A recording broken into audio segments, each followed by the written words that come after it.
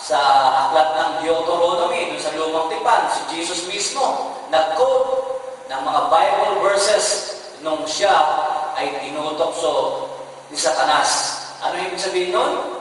Meron siyang pananalig, meron siyang pananampalataya sa kanyang amang nasa langit. Kaya tayo rin po dapat magkaroon tayo ng faith, magkaroon tayo ng prayer, hindi dapat magtapos pa ng pananalangin, bagkus mas lalong mag-increase yung ating pananalig sa Diyos. Nang sa ganon, tayo lahat ay mapagpala ng Diyos at ng kanyang mga salita sa pangalan ni Jesus. Can you say amen? Praise the Lord. Number 2, kailangan po gamitin natin yung isang approach, yung tinatawag na humility approach.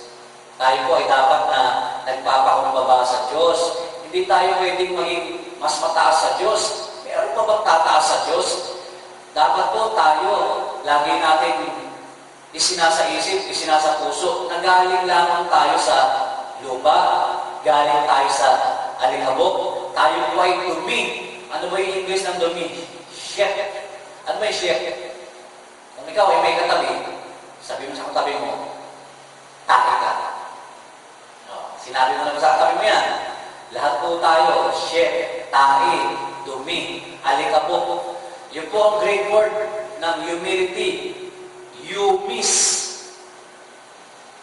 H-U-M-I-S. Nang ibig sabihin, wala naman tayo talagang may pagyayabang at may pagmamalaki sa Diyos dahil tayo lamang po ay dumi lamang. Amen? Kaya sabi ng Bible, Santiago, Kabanata 4, talatang 7, ang sabi po ay ganito, James chapter 4, verse 6, yun po ang tamang talata. God opposes the proud, but gives grace to the humble. So ituloy na natin. Verse 7, kaya nga, pasakop kayo sa kapangyarihan ng Diyos, labanan ninyo ang diablo, at lalayuan kayo nito. So ibig pong sabihin, ayaw po ng Diyos ang taong panalo. Ayaw ng Diyos na ang tao po ay nagyayabang sa Kanya o nagmamalaki sa Kanya. Bakos, gusto ng Diyos, tayo po ay nagsasubmit sa Kanyang will. Nagsasubmit tayo sa Kanyang mga salita. Nagsasubmit tayo sa lahat ng ipinag-uutos niya sa atin upang tayo ay Kanyang mapagpala sa pangalan ng Panginoong Jesucristo. Yun lang po maliwanag na dapat ang Diyos ang itinataas natin sa ating buhay. Hindi po ang tao, hindi po ang sino man. Kasi wala namang magagawa ang tao kung hindi siya sinamahan o kung hindi siya sasamahan ng Diyos. Ewan ko nga ba, minsan ang tao ay kayabangan. Pag marunong siya, pag marami siyang pera, pag nasa kanyang kapangyarihan, kasikatan, and so on and so forth, para bagang hindi niya na kailangan ang Diyos. Yan ang malaking pagkakamali ng tao. Bakit? Dahil, ang sabi po ng Bible, galit ang Diyos sa mga taong palalo. At sa huling panahon, yan din po ang magiging katangian o karakter ng tao sa 2 Timothy chapter 3 mula sa verses 1 up to 4. At isa sa magiging masamang katangian ng tao, yung siya po ay magiging palalo. Ibig sabihin nun, abusado, mapagmalaki sa kanyang sarili. Binabawal po ng Diyos yan, mga magulang po, mga kapatid. Kaya tayo po na mananampalataya, tayo po na nakikinig, naaralan na ng salita ng Panginoon, kinakailangan po, ito ang ating gawin. Meron akong isang interpretation dyan. The more of Him, the less of us approach. More of Him, ibig sabihin, siya ang naitataas sa ating buhay. Tayo po, bumababa. Kung tayo na pagpapala, itaas natin ang pangalan ng Panginoon Diyos, purihan natin siya, pagpalain natin siya. Sabihin natin ang mga katagang, praise the Lord. Salamat po sa inyo, Lord. Salamat po, Panginoon, sa buhay na binibigay niyo sa akin. Dapat po ganyan yung ating mga katangian. Hindi yung para bagang mayabang-yabang natin, okay, lahat na nasa atin, kinakalimutan na natin siya. Ayaw po ng Diyos ng ganyan. Binabawal po ng Diyos ang kanyang karakter sa buhay na ito. Amen? Purihin ang Panginoon. And last, but not the least, ang pangatlo pong approach natin kay Lord ay ito. Yung pong tinatawag na what? Una, prayer and faith approach. Pangalawa, humility approach. At ang pangatlo, God only knows approach.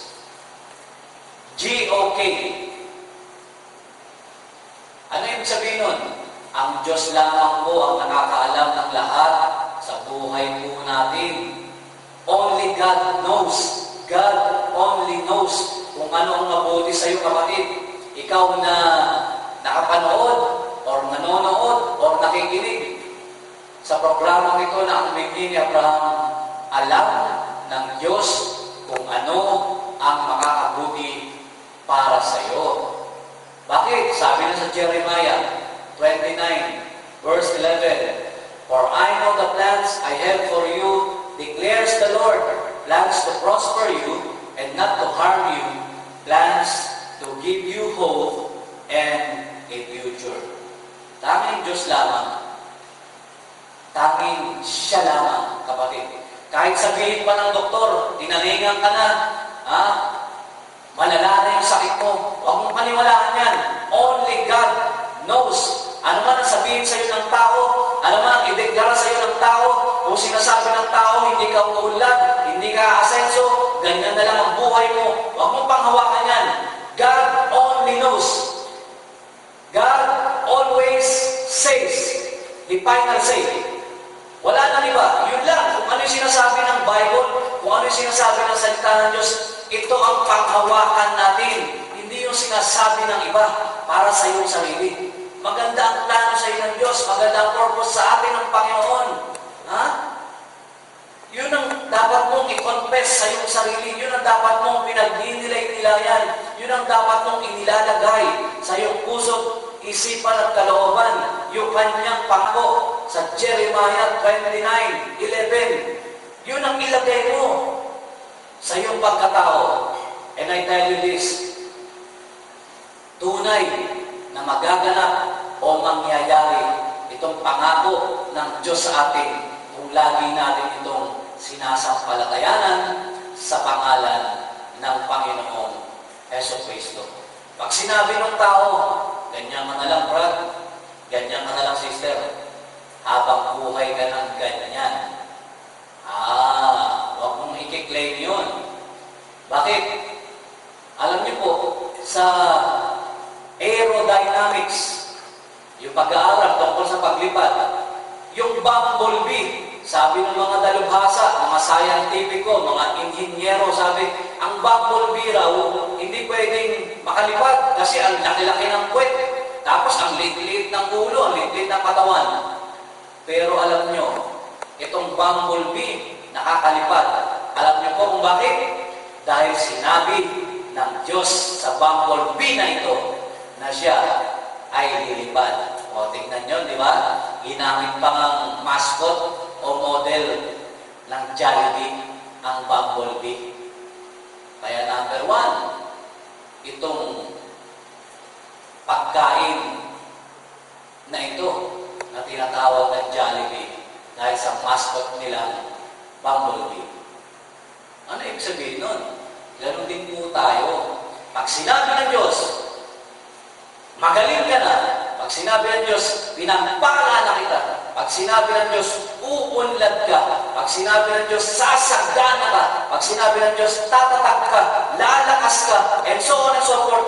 Ang gawin natin yun, it will happen, it will come to pass. Kasi sabi ng Bible, Romans chapter 10, verse 11, anyone who has faith will never be put to shame. Ang Diyos ang may sabi niya, kaya yan ang panghawakan natin.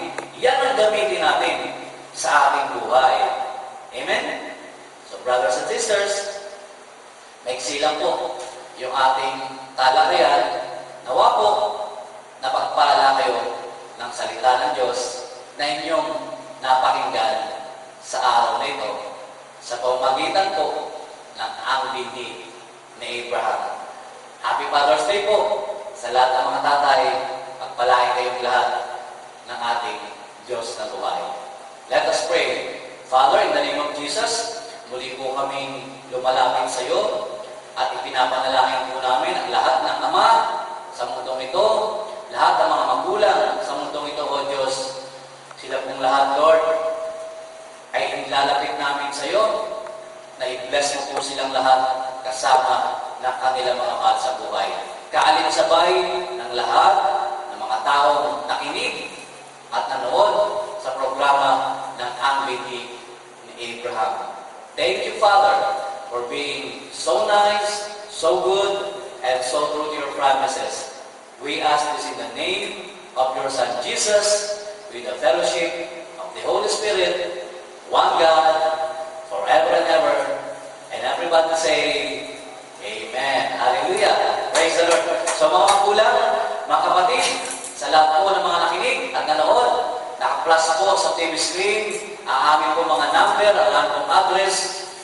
Kung gusto niyo po magbigay ng support sa gawain ng Panginoon, welcome po kayong lahat.